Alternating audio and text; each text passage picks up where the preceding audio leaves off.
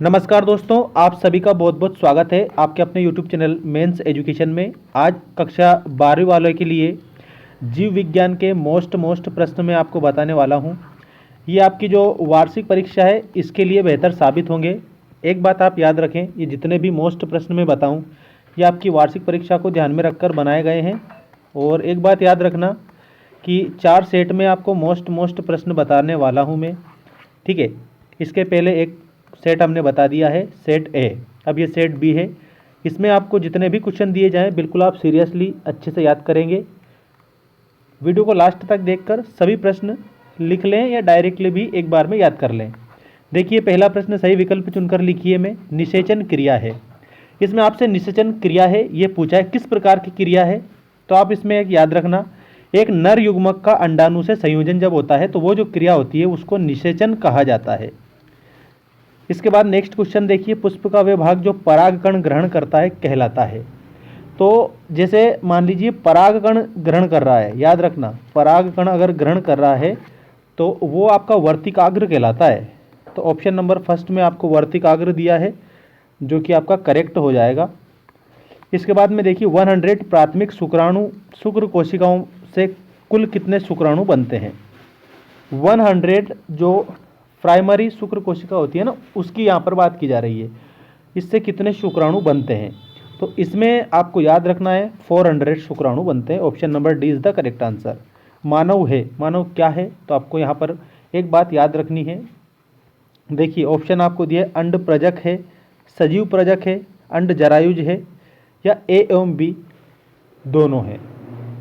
तो इसमें आपको याद रखना है सजीव प्रजक है, ठीक है। सजीव प्रजक जो कि हमारा ऑप्शन नंबर बी में दे रखा है, ठीक है। सजीव प्रजक ऑप्शन नंबर बी में हमारा दे रखा है। तो मानव क्या है, सजीव प्रजक। निम्न में से कौन पुरुष से संबंधित है। तो जो वेसेक्टोमी होता है ना, ये पुरुष से संबंधित होता है। ऑप्शन नंबर सी आपका करेक्ट होगा, वेसेक्टोमी आप इसमें याद रखेंगे। इसके बाद में देखिएगा आपका जो मोस्ट इंपॉर्टेंट क्वेश्चन आ चुका है अब आपकी स्क्रीन के सामने। निम्नलिखित में से जन्म दर को नियंत्रित करने की विधि है। जन्म दर को नियंत्रित करने की विधि क्या है, तो आईयूडी आप इसमें याद रखेंगे। ऑप्शन नंबर फर्स्ट में जो दिया है, ठीक है, एज इट इज़ आप ऐसा कैसे इसको याद रखेंगे।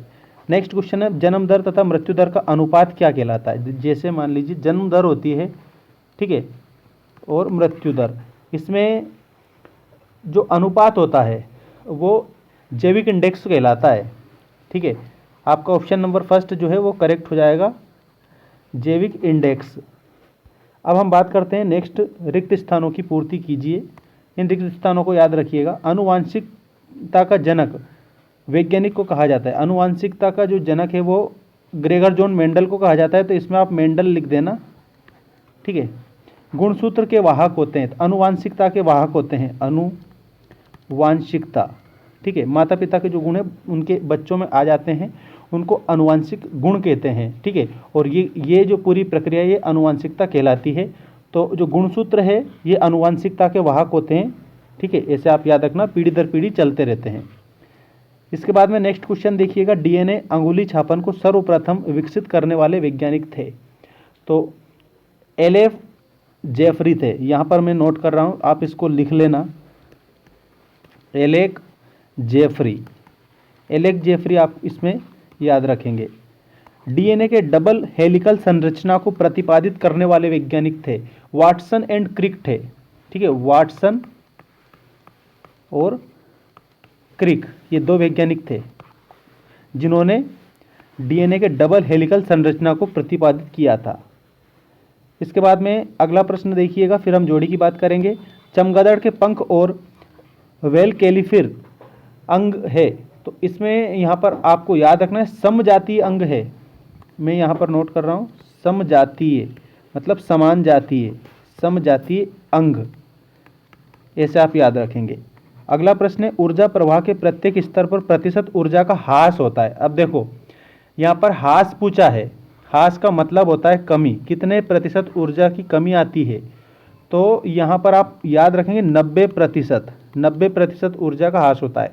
ये कमी पूछिए। अगर मान लीजिए ऊर्जा प्रवाह के प्रत्येक स्तर पर, ठीक है, ये तो ह्रास पूछा है। अगर मान लीजिए कि वृद्धि हो तो कितने प्रतिशत वृद्धि होगी, तो 10% वृद्धि होगी, ये आप याद रखना, 10% वृद्धि होगी। इसी को अगर हम विपरीत कर देते हैं तो 10% वृद्धि होगी और 90% ह्रास होगा, ऐसे आप याद रखना। अगला प्रश्न है, मानव जनसंख्या का अध्ययन कहलाता है। तो मानव जनसंख्या का जो अध्ययन है ना, वो आपका डेमोग्राफी कहलाता है।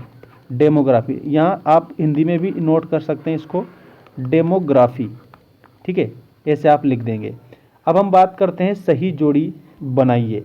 देखिए आपकी ये जो सही जोड़ी है, इसको सीखेंगे आप अच्छे से। सबसे पहले आपको माइकोराइजा दिया है ना, ये से जैविक संबंध होता है, ठीक है, से जैविक संबंध ऑप्शन नंबर 4 में दिया है, सहजैविक संबंध। अब इसके बाद टाइफाइड, जो आपको टाइफाइड दिया ना, विडाल परीक्षण, इसमें आप याद रखना, विडाल परीक्षण।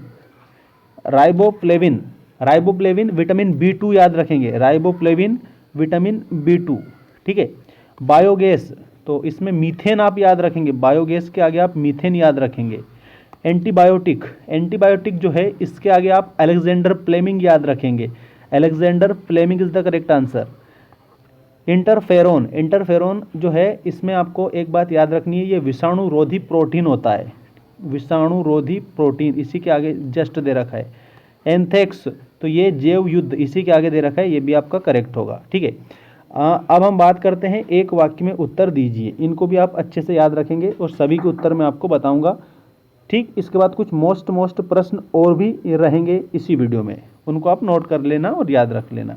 देखिए, ऐसे डीएनए खंड जिनमें नाइट्रोजीनस क्षारकों के जोड़ों का क्रम डीएनए श्रृंखला के दोनों छोरों से पढ़ने पर एक जैसे क्षारकों के जोड़े प्राप्त होते हैं, वे क्या कहलाते हैं?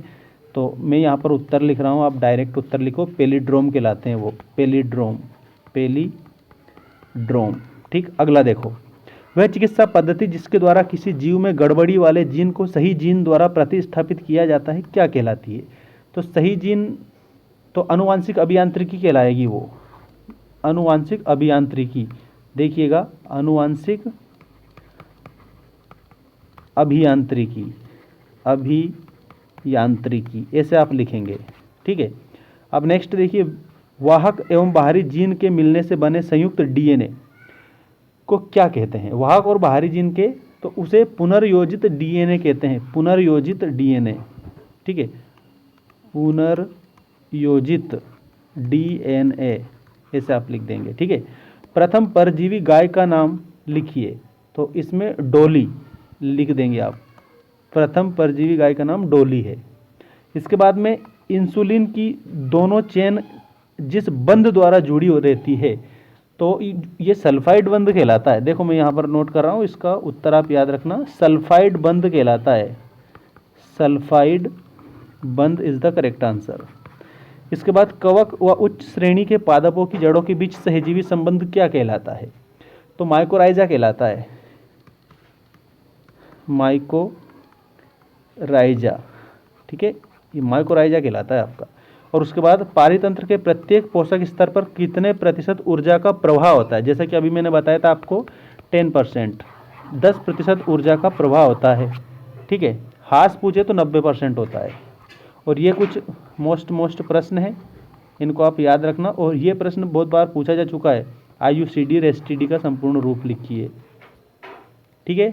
और वर्णांतता वगैरह, प्रतिरक्षा, ये सारी चीज़ें आपको सीख लेना है, DNA RNA, ठीक है, ये सारी अच्छे से कंप्लीट करेंगे। नेक्स्ट वीडियो में आपको इसी प्रकार के और भी मोस्ट प्रश्न बताए जाएंगे। चैनल को सब्सक्राइब करके बेल आइकन प्रेस कर देना ताकि आपको आने वाली अपडेट मिलती रहे। Thanks for watching, take care all of you.